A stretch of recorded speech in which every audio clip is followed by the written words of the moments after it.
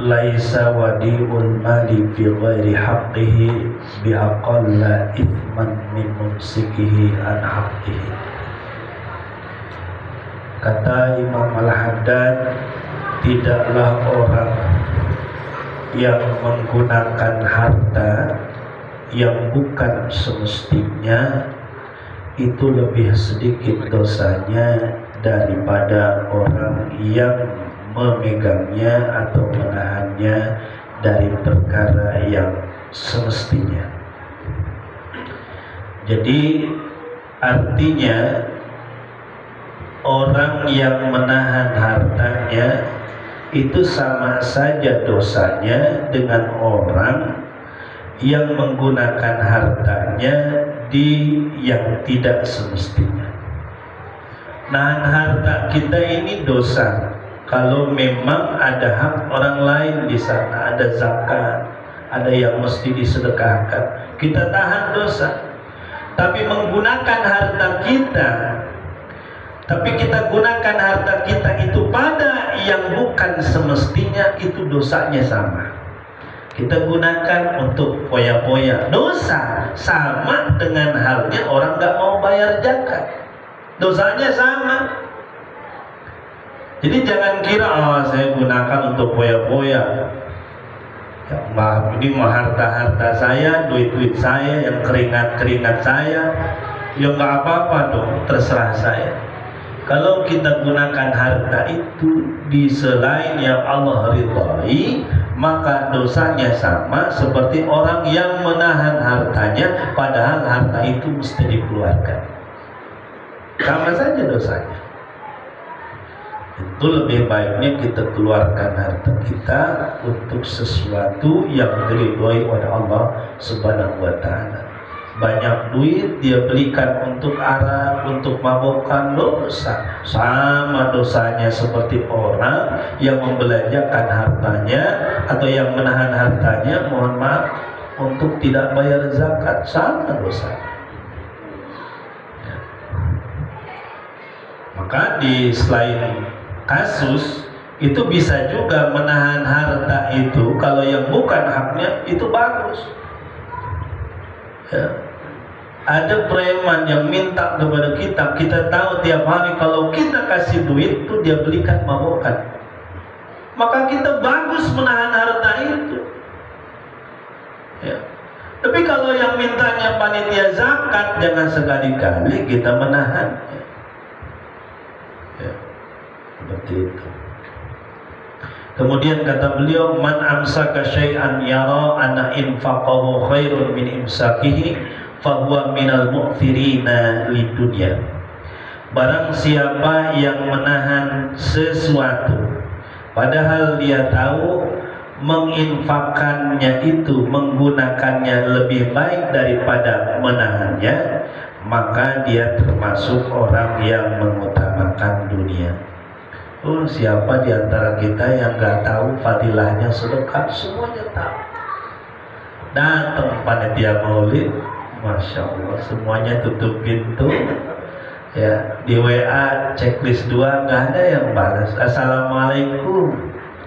Tanggal berapa ini? Wah, awal bulan maulid. Iya, udah WA, udah pasti.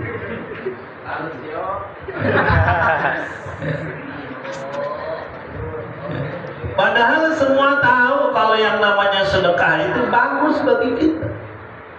Ketika dia tahu bahwa mengeluarkan hartanya itu bagus bagi dia, tapi dia saat itu dia menahannya, maka orang tersebut adalah orang yang mendahulukan kepentingan dunianya daripada kepentingan akhiratnya. Ya. Coba di antara kita nggak ada yang nggak tahu bahwa infak itu luar biasa pahalanya. Bahkan bisa sedekah itu bagi orang yang sudah meninggal. Tahu kita, tapi berkaitan dengan harta kita paling berat. Makanya jihad yang paling berat itu bukan dengan nyawa, jihad yang paling berat itu dengan harta. Karena orang banyak yang mati gara-gara harta.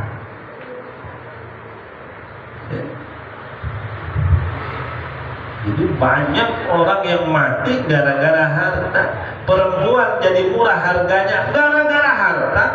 Kiai lepas pecinya tinggalkan sorbannya gara-gara harta. Makanya jihad dengan harta itu jihad yang paling berat. Bapak-bapak, ibu-ibu, saatnya sekarang kerja bakti di Mushola Al-Hikmah, datang semuanya, datang. Diumumin lagi, bapak-bapak, ibu-ibu, saatnya sekarang sudah tiba tanggal 1, waktunya iuran wajib 5.000. Masya Allah, susah banget tuh, kayak lagi peti Majapahit. Susah banget, mesti gedor-gedor bolak-balik. Ya.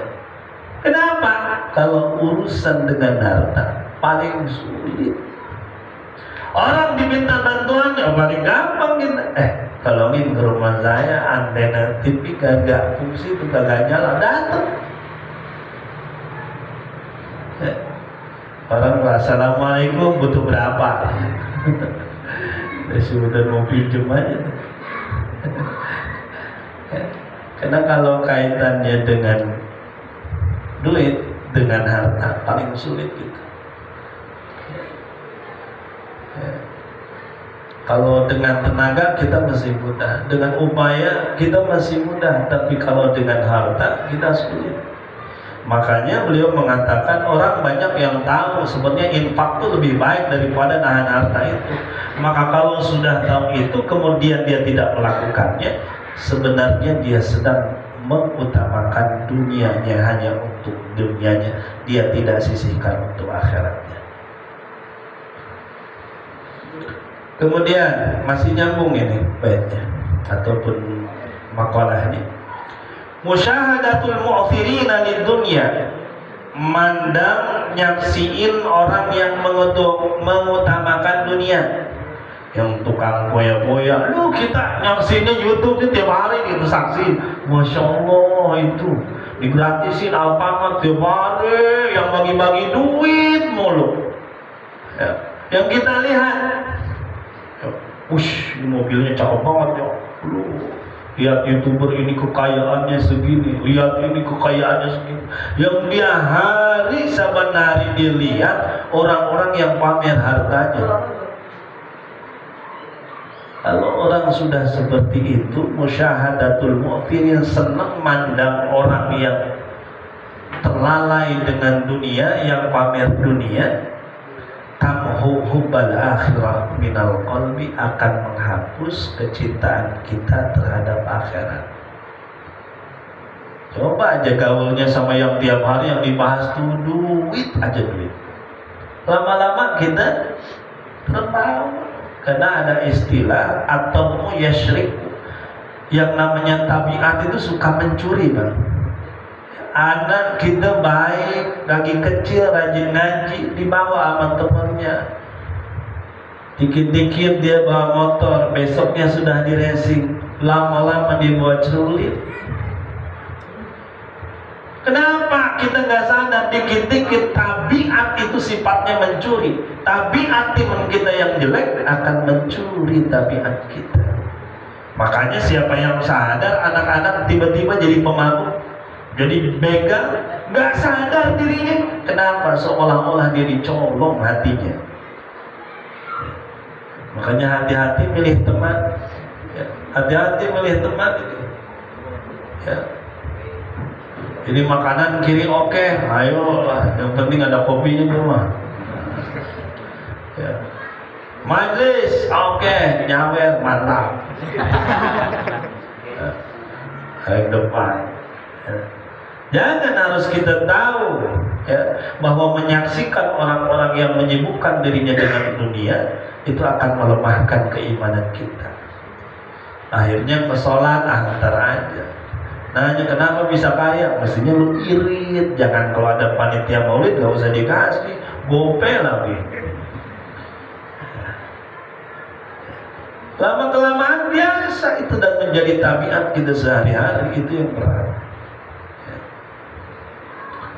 Nah, nyaksiin aja, kita ini bisa terpengaruh. Sebagaimana kita datang ke majelis ilmu, lihat guru-guru kita, datang kemana, lihat kemarin Habib Umar, Masya Allah, orang pada lihat wajahnya doang adem banget. Ya, tuh, baru lihat wajahnya, kita ada giroh, kita seneng. Waduh, pengen datang ke Istiqlal, subuh-subuh berangkat. Waduh, kenapa?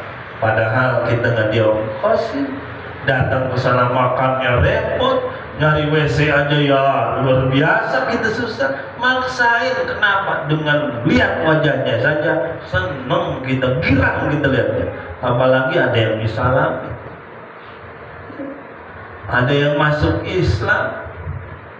Itu gara-gara lihat wajahnya doang. Sebegitu ngaruhnya wajah ahli akhirat, sehingga orang-orang belum ngomong saja udah ada pengaruhnya. Ada sir min asrarillah, ada rahasia daripada rahasia-rahasia Allah.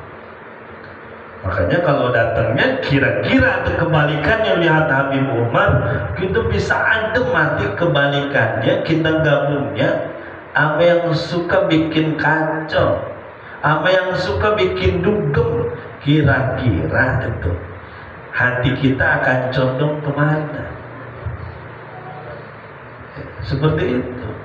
Maka jangan hanya kita santai aja sih, saya mau ke bawah-bawah ini. Saya mah prinsipnya kayak ikan di laut tuh, nggak pernah asin. Waduh, gayanya doang. Tetap aja kalau sering dia bergaul, lama-lama ada asar, ada pengaruh ke dalam hatinya, masuk bahwa hal yang seperti ini biasa. Karena menganggap biasa, nanti lama-lama membolehkan. Biasa lah budaya anak muda tuh. Lama-lama seperti itu. Akhirnya dia ikutan. Lama-lama bawa bungkus, nah ini anggap aja jamu. Kata Pak Ustadz haram, kalau banyak dikit nggak apa-apa, coba ngangetin badan.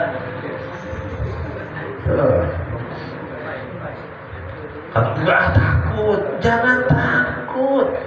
Ntar tinggal tobat kita. Terus aja. Kalau sehari kita yang ditawarin datang lagi, lama-lama yang ditawarin yang nolak yang gak enak. Ya udah dah, kali ini aja, seruput, besoknya bawa desloki. Emang gitu polanya. Ya, seperti orang yang ngerokok, anak-anak SD zaman sekarang tuh, Masya Allah, udah jadi kereta. Itu kan bukan kita yang ngajarin, orang tua nggak ada yang ngajarin. Kenapa? Teman-temannya yang paling benar. Ada orang tua yang ngajarin mabuk? Nggak ada. Karena teman-temannya saja. Banyak duduk, banyak perhatiin terus setiap hari jadi hal yang biasa. Kemudian kata beliau, kafa bifuqdanir rugbati atau rugbati fil khairi musibah. Cukuplah dengan hilangnya kecintaan dalam kebaikan itu musibah dalam agama kita.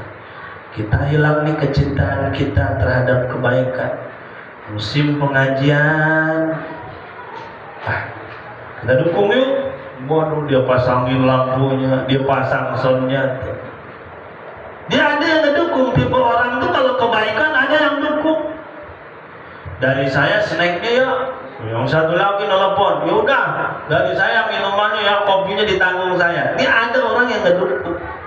Ikut ngaji enggak, tapi ngedukung kalau ada acara apa-apa, paling sibuk dia. Ada orang yang ngedukung. Ada orang ngedukung kagak, ikut kagak, benci ya.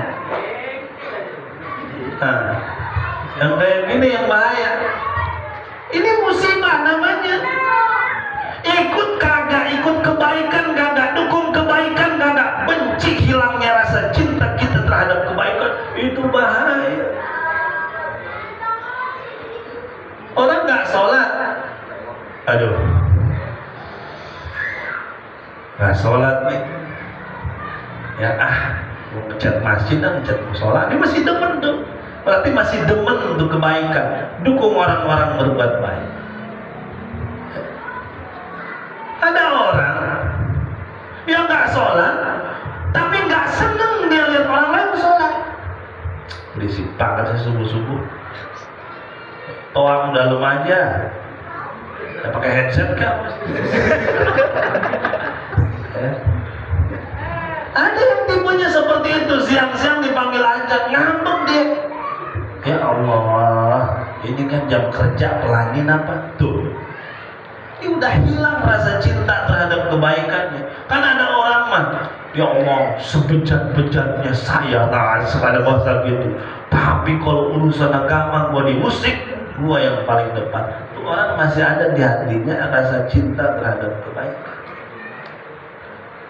Jangan sampai kita tumbuh di dalam hati kita, lihat orang yang ngaji, orang demen, ya, lihat yang kurban, orang demen, lihat ya Allah, lihat kebaikan-kebaikan ilfil. Makin banyak yang ngaji, makin sumpah pikirannya. Waduh, gimana kayak caranya biar bubar tuh pengajian? Tawain tanah kuburan lah gua.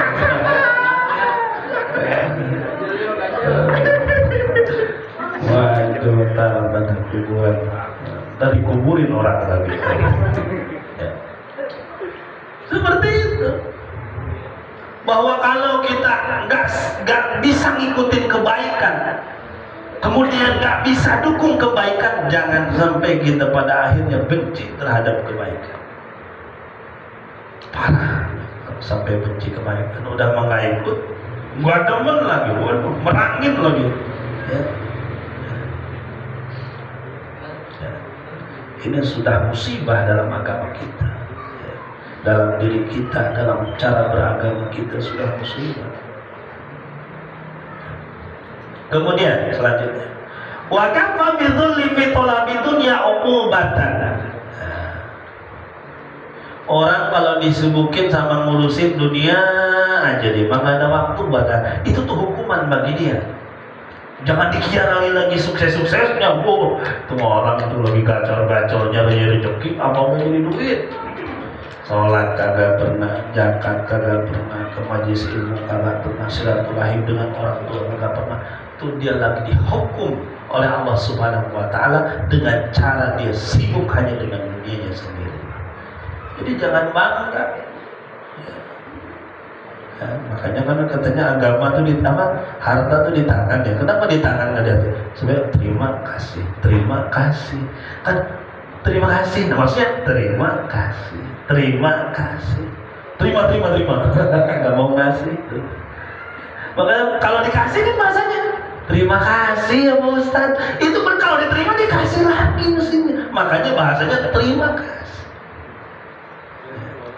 Di tangan, nggak di hati. Orang putus cinta aja kan susah, ya, apalagi kalau harta sudah masuk hati, perempuan udah masuk hati, waduh ayo, iya, hampir nabrak deh, muter bayi di tandon, nggak tahu jalan pulang, gara-gara ingatnya sampai ke hati. Enggak ya. Kalau ada kebetulan itu hanya fiktif belakang. Kemudian wakafa bidzulmi hadfan li sahibihi. Dan cukuplah kalau orang berlaku zalim itu adalah kebinasaan bagi dirinya sendiri. Ada orang kuat banget, cupret mukul orang tanpa salah. Hartanya dirampok, dia kira yang gagah itu dia kira yang hebat itu dia, padahal dia sedang menjatuhkan dirinya sendiri, bahwa nanti semua apa yang dilakukan dia akan kembali kepada dirinya. Coba zaman sekarang, jangan jauh-jauh bicara hukum akhirat. Orang kalau sudah masuk penjara, difotonya malah rapi-rapi, di penjaranya bengep gitu. Itu hukum dunia. Apalagi kalau di akhirat, di dunia bukan tempat keadilan, hanya sebagiannya saja bisa adil, tapi di akhirat akan sebenar-benarnya keadilan. Kita zalim sama orang lain, kata Nabi, adzulmu zulumatun yaumal qiyamah. Yang namanya kezaliman itu adalah kegelapan pada hari kiamat. Masya Allah, gelap hari kiamat mau kayak gimana? Sedangkan posisinya kita lagi nyari-nyari syafaat, gelap. Ya Allah, kita mencari autan lagi gelap, pusing ini. Apalagi urusannya nanti 1000 tahun, 100.000 tahun, berapa tahun ini? Kita tinggal apakah surga, apakah neraka? Di jalan udah gelap, mau gimana tuh urusannya? Jangan berharap yang jauh, yang dekat aja dia sudah gelap, apalagi nanti. Punya amalan agak bagusan dikit, ditagih sama orang lain, situ dolim. Punya amalan bagusan dikit, diambil sama yang satunya lagi, situ dolim. Ya Allah, habis, please. Jadi orang yang sengsara, jadi orang yang bangkrut kelak di akhirat. Jadi semakin dia dolim terhadap orang, sesungguhnya dia sedang menyiksa, merusak dirinya sendiri. Coba, orang gila gak kalau keluar rumah, kira-kira yang kita kumpulkan tuh kalajengking, bawahnya tuh. Ya. Ripai keluar rumah, pulangnya tuh dimasukin ke kamarnya satu kalajengking. Besoknya lagi dia bawa ular kobra. Besoknya lagi dia taruh buaya. Masya Allah. Kata orang tuanya, gila itu Pak. Ya Panji aja kena ular tuh. Ente mau ikut-ikutan. Itu bahaya, kita diilustrasikan di dunia seperti itu. Bagaimana orang yang keluar rumah kemudian dia berbuat zalim, seolah-olah dia bawa ular, kumpulkan. Nanti sudah waktu tiba aja, dia akan memetik apa yang ia kumpulkan tadi. Bahaya.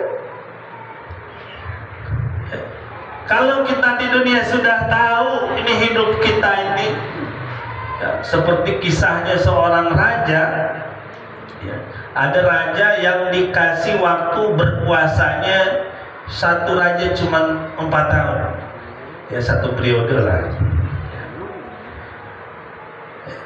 Habis satu periode raja ntar bakal diasingkan ke tempat antah berantah banyak hewan buasnya. Raja pertama baru menjabat, waduh, udah selebor, main perempuan, sampai lupa. Beres 4 tahun, gak ada ceritanya lagi di pulau buangan, gak ada kabarnya lagi. Raja yang kedua sama, dilantik, habis dilantik udah tahu padahal 4 tahun jatahnya dia tuh bakal berkuasa, tetap aja dia berbuat maksiat. 4 tahun dibuang lagi ke pulau yang banyak binatang buasnya, hilang sudah kabarnya. Ini ada raja yang ketiga, ini bijak, ya, bijak jadi lagi nyari capresnya. Ya. Raja yang ketiga, waktu hari pertama dilantik dikumpulkan menteri-menteri. Semua petugas tolong kumpul. Tugas hari ini adalah sampai 1 tahun ke depan kamu bersihin pulau nanti tempat tinggal saya setelah saya beres menjabat. Waduh, kalau bisa mempasang kereta cepat bisa. Bangun mall, bangun tempat-tempat yang bagus. Biar saya nanti ketika pergi ke sana saya nyaman. Siap, aduka, dilaksanakan. Beres 4 tahun menjabat, pulang enak banget nanti. Dia malah punya pulau impian. Itu ibaratnya sama kita. Hasadu ummati ma baina sittin ila sab'in. Umur umat Nabi Muhammad kebanyakan ya 60-70 sampai 80 tahun bonus, 100 tahun udah banyak banget tuh bonusnya. Ya. Maka udah tahu itu pasti kita bakal kembali. Kenapa nggak nyiapin tempat tinggal kita, nggak bersihin tuh pulau biar nanti tuh enak kita tinggal di sana. Firman terus saja kita menikmati, lupa kemana kita akan kembali. Bereslah 70 tahun menjabat sebagai khalifah di muka bumi, balik lagi ke pulau dengan penuh siksaan, neraka tempatnya, karena dia tidak pernah peduli dengan tempat tinggalnya kelak. Kita mau udah tahu bakal kembali. Nah, yang disiapin apa? Bersihinlah tempat tinggal kita kelak itu. Kemudian wakafa bidzanbi alamil mulimmi bih, dan cukuplah orang itu dengan dosa dia tercela atau aib bagi orang yang melakukan. Jadi orang yang berbuat dosa itu aib bagi diri ya. Jadi jangan kira, mohon maaf, zaman sekarang mah berbuat dosa itu bukan lagi dianggap sebuah aib, tapi dianggap suatu kebanggaan. Udah orang habis bacok, udah pamer, diputer-puter, besoknya mewek di penjara. Kalau dulu mah pada tahap orang itu berbuat kejelekan, berbuat dosa aib. Dulu mah bawa anak orang, masya Allah bisa dikumpulin sama PRT. Ya kan? Main ke rumah cewek lama dari pagi sampai malam, nongkrong baik kayak orang nyari pipi. Sinyalnya kuat di rumah ini. Dulu mah ditungguin sama warga tuh. Itu ada orang tamu jauh main ke rumah perempuan itu dari pagi sampai malam, ditungguin sama warga. Zaman sekarang mah lain, joget-joget sama pacarnya, bangga dia tahu, nggak merasa. Makanya cukuplah kejelekan dosa itu aib bagi dirinya. Maka mohon maaf Pak, kalau satu kesalahan kita, aib kita, dosa kita itu pakai tinta 1 titik aja, habis bohong 1 titik tuh, habis kita julid sama orang lain 1 titik. Terus tiap kali kita berbuat dosa 1 titik, bayangin 10 tahun kita jadi orang negro. Semua titik-titik itu penuh kita. Jangan biarkan titik-titik itu terus-menerus ada bersama kita. Kalau sudah melekat nanti susah untuk dihilangkan. Segera susuli dengan taubat. Kemudian kata beliau, man tarakal hazma lil wahmi fahuwa ahmaq. Barang siapa yang meninggalkan sesuatu yang yakin untuk sesuatu yang meragukan atau yang masih disangka-sangka, fahuwa ahmaq, maka dia orang bodoh. Baru masuk kerja sehari, berapa gajinya? Kata manajernya 3 juta. Itu kan pasti dia yakin bakal dapat gaji 3 juta. Dia buka medsos, dibuka lowongan kerja gaji 10 juta, 10 juta, baru setengah hari dia masuk kerja. Dia tinggalin yang yakin, pergi ke hal yang masih bersifat prasangka. Itu orang yang kayak gitu blon. Iya kan, bahasa Rocky Gerungnya dulu. Orang yang yakin dia tinggalin, yang masih prasangka dia cari-cari. Ya. Yang kayak gini itu namanya orang blokon, orang bodoh. Udah tahu yang namanya akhirat pasti. Dunia ini adalah penuh dengan prasangka. Kenapa kita ninggalin yang pasti, fokusnya hanya yang tidak pasti?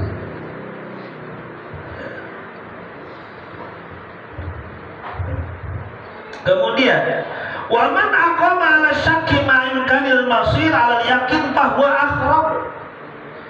Orang yang tetap aja dalam keraguan padahal dia mungkin untuk kembali kepada keyakinan, orang yang kayak gini dinamakan akhrab, hilang akal.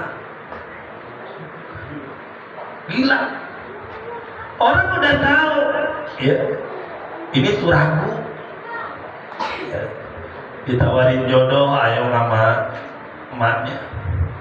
Yo, ini mama ada jodoh, insya Allah anaknya mau, orang tuanya setuju. Entar dapat Saya lagi fokus sama yang ini. Tapi yang ini kagak pasti yang biarin saya fokus Pak. Tuh. Yang ragu dia kejar-kejar sampai mati martabak tiap hari. Masya Allah, udah teh mas segala macam tiap hari udah kayak gojek ke rumahnya. Yang pasti yang disodorin orang mana kerudungnya panjang banget ukti, Masya Allah. Kagak mau, udah melekat, udah susah mah ya Allah. Tuh orang yang padahal memungkinkan dia meninggalkan itu, tapi dia lebih milih hal-hal yang meragukan, yang kayak gini, hilang akal. Hilang akal, ini contoh ya, contoh. Ya, jangan, ya. Saya disuruh lihat.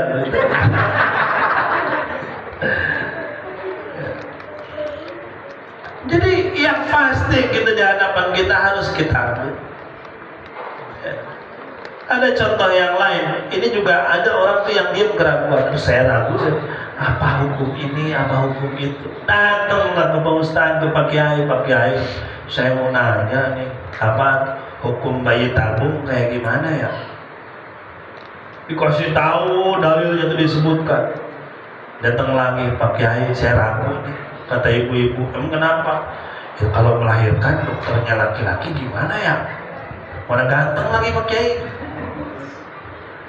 Gimana tuh hukumnya? Sama Pak Kiai dijelasin gini hukumnya. Oh gitu Pak Kiai. Datang ke rumah ragu lagi. Padahal Pak Kiai sudah ngasih pendapatnya. Itu nggak mau keluar daripada keraguan. Padahal dia sangat yakin akan bisa keluar daripada keraguan itu. Yang kayak gini udah hilang akal, nanya mulu, dilaporin kagak. Yang lebih baik 4 rakaat sudah dapat 8 rakaat. Oh ya 2 rakaat aja dulu lah pemula. Oh gitu ya, baik tidur lagi. Nanya mulu. Bagusan puasa Daud apa puasa Senin Kamis Pak Ustaz? Kayaknya sih kalau buat ente mau puasa Senin Kamis dulu. Ramadan masih ngopi.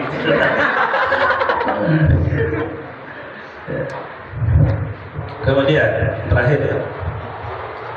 Yang nanti ayat kalamul alim billah ma'anatil mu'minin. Nih, ini ilmu bagi yang ngaji-ngaji harus tahu. Mesti omongan orang yang alim kalau berhubungan dengan orang awam, apa yang harus disampaikan? Makanya kalau mohon maaf, lihat kiai gede ceramah di Masjid Istiqlal, yang hadir kan bukan ustadz semua, bukan santri semua. Itu kadang-kadang umum aja. Ada kadang-kadang yang bahasa Arab aja kan nggak ngerti. Baca Quran aja ada yang nggak tahu. Lihat tulisan Arab taunya wapak dong. Gitu. Nah kayak gini, kalau orang yang alim benar-benar alim, kalau bicara sama orang-orang awam tidak akan terlepas daripada 3 perkara. 1, at-tadkir bin ni'am. Ya cukup nyebutin supaya ingat dengan nikmat-nikmat itu. Hadirin rahimakumullah, betapa hadir di majlis ini adalah suatu kenikmatan bagi kita. Itu kan bahasanya simpel-simpel kayak gitu. Gak pojok kanan atas loh, ada ayat sekian enggak ada, hadis ini enggak, bahasanya simpel. Itu menandakan orang itu alim. Kalau kita mengambil kesimpulan ilmunya cetek, nah itu yang cetek. Karena orang alim berbicara dengan orang awam, satu hanya akan berbicara tentang bersyukur, tentang nikmat. Satu watani ilzamu ta'ah, perintah untuk taatil kepada Allah, jangan bermaksiat, gitu-gitu aja simpel. Dan yang ketiga meninggalkan kemaksiatan, ya gitu-gitu aja. Maka kalau ada yang menyampaikan seperti itu bukan berarti mereka nggak alim. Karena khatibin nas biqadri uqulihim, berbicara dengan manusia sesuai dengan kadar akal mereka. Kita bicara dengan anak-anak baru masuk TPA, jangan berbicara rumus fisika. nggak akan nyambung. Ya, Fahrenheit segala macam nggak ngerti. Rumus-rumus matematika, ya Allah, nulis aja belum bisa. Maka kadar ukuran mereka nyanyi-nyanyi. Ya. Tapi kan nggak cocok kalau itu sudah masuk ke jenjang S3. Masih disuruh nyanyi-nyanyi. Maka perlakukan manusia itu sesuai dengan kadar akalnya masing-masing. Ya. Bagus kita paham dalil segala macam, ngerti bagus. Tapi itu ngomongnya harus dengan santri, orang yang biasa ngaji. Orang yang gak biasa ngaji mah berat. Jadi kasih dalil satu udah berat.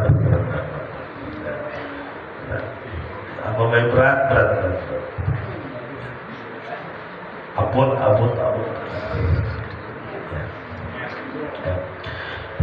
Fakullu alimin akhadha yatakallamu ma'al 'ammah bighairi ma yadkhulu tahta haditsalah fa huwa fattan. Kalau ada orang alim yang keluar daripada omongan-omongan tadi, bisa jadi dia tukang fitnah. Tukang fitnah di sini fattan di sini apa? Sumber kesesatan, sumber keributan. Udah tahu jamaahnya tuh gak ngerti politik, lu diceramahin politik, masya Allah. Tukang beca sama tukang beca berantem gara-gara tidak pilihan presiden. Kenapa? Yang disuguhinnya apa yang di luar kadar kemampuan dia. Nalar politik, masya Allah. Bicara filsafat, Rocky Gerung, yang dibaca itu mulu tiap hari. Itu di luar kemampuan kita, yang berakibat nantinya apa?